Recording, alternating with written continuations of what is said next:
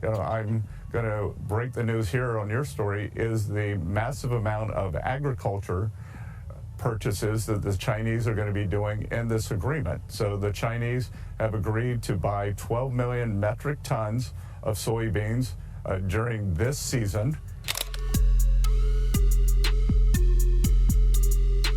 China has agreed to buy millions of tons of American soybeans in a new trade agreement announced by U.S. officials. U.S. Treasury Secretary Scott Bessent confirmed China will purchase 12 million tons this season from now January and 25 million tons annually. He said the commitment will last for 3 years, forming a major part of a broader trade accord with Beijing. The announcement follows the recent Trump-Xi meeting in South Korea, where agricultural trade was a key discussion point. Bessent told Fox News that America's soybean farmers, once used by China as political pawns, would now be able to prosper. He added that several Southeast Asian nations have also agreed to buy another 19 million tons of U.S. soybeans soon. The Kuala Lumpur agreement was finished in the middle of the night last night, so I expect that we will exchange signatures possibly as soon as next week.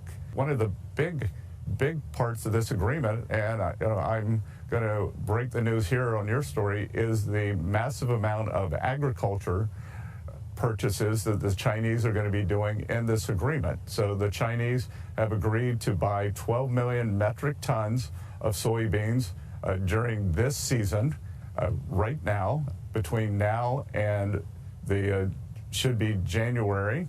And then for the next 3 years, they're going to be buying a minimum of 25 million metric tons per annum for the next 3 years.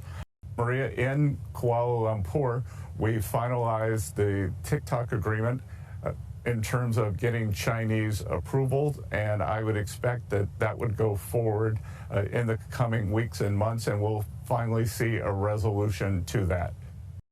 The decision to cut rates by 25 basis points, I applaud, but the language that went with it tells me that, that this Fed is stuck in the past. Their inflation estimates have been terrible so far this year. They keep coming down. Inflation keeps coming down, and their models are broken.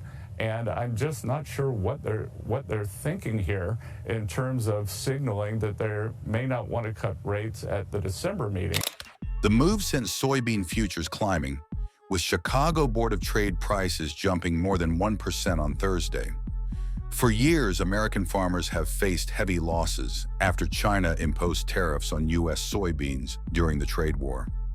At its peak, Chinese duties of over 20% forced importers to turn to cheaper South American suppliers. That shift hurt U.S. farmers deeply, slashing exports and dealing a blow to one of Trump's strongest political bases. Now, Beijing's pledge marks a potential turning point, offering fresh market access for America's struggling farm sector. Without a full tariff rollback, commercial buyers may still hesitate to commit to large-scale U.S. soybean purchases. China remains the world's biggest soybean importer, buying more than 60% of all global shipments annually. In 2024, the U.S. exported around 27 million tons of soybeans to China, a fraction of its pre-trade war dominance. Still, Washington hopes this renewed deal will stabilize farm incomes and reset trade ties with Beijing once again. Can I ask you about the soybeans? What is the plan to help farmers? Is it direct checks? Is it tax? Have you sorted that out yet? Well, what happens with soybeans is we're going to see more and more, I think, opening up. And part of the reason that we'll be he's got things that he wants to discuss with me, and I have things that I want to discuss with him. And one of the things is soybeans. I had a great deal with China where they would buy $50 billion worth of our farm product and manufacturing and other things, but farm product. And it was going along well. Then when the election turned out to be a rigged election and we had the wrong guy get in there, he didn't do anything about it. I used to call up President Xi every 2 weeks, or I'd call up people in China, say, you got to keep going. You're not buying the amount that you agreed to. And this went on for, ever since we signed the agreement. It was a great agreement. So they used to do 15 billion, and I got it up to 50 billion, 50. and it was great. Then when Biden got in, they just never adhered to the agreement, and nobody in Biden's group, as you can imagine, did anything about it. So it just sat there for 4 years, and they didn't adhere to the agreement. And we, it's hard to go back after 4 years of nobody calling them, but I used to call them every 2 weeks. I'd say, you're a little low, or I appreciate it. Oftentimes I'd say, thank you very much. You are totally adhering to the agreement. But we had an agreement, they would buy $50 billion worth of our product, mostly farm product. And remember I said to the farmers, buy larger tractors and more land. And that's exactly what happened. They did well. But we do suffer. I'd like you to discuss that maybe for a second, Brooke. Sure. Very quickly, by the way. Yes, sir.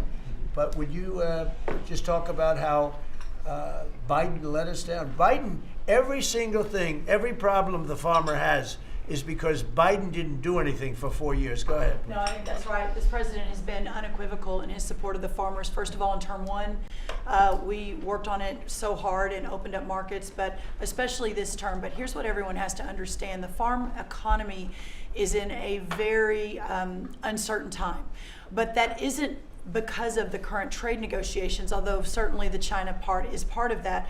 But we inherited a slew of issues. First of all, as the president said, when we left Trump 1, we had an agriculture trade surplus. When we came back for Trump 2, it was a $50 billion ag deficit. That isn't everything, that's just agriculture.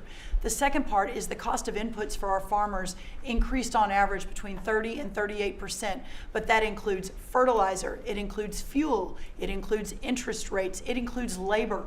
All of this came about under Joe Biden, a 47% increase in the cost of labor that now Secretary Chavez-DeRimmer and Noam and I are working on. Fuel is coming down, thank you. Interest rates, thankfully, are coming down. A 73% increase in interest rates for our farmers. They couldn't get loans to make sure that they could move forward. So that's all really, really important. And I think we have to realize what the president's commitment is this, that we are moving into an era of rural prosperity, of a golden age for our farmers in rural America. The trade renegotiations and the trade realignment that Jameson and Scott and Howard have led with the president's leadership is unlike anything that's happened in the history of our country. And those that will benefit the most are the original Americans, our farmers and our ranchers. The president has committed, if we need a bridge, he has talked about that to get us from the Biden years to the new Trump era. That's what we're working on every day. We've got to get the government reopened so that we can move forward on that. And once we do, we'll be able to move out a significant program to help our farmers. Long term, we have to change this hamster wheel of government. We've got to ensure that the farmers have the market to sell, and it's a national security issue and onshoring a lot of the food as well.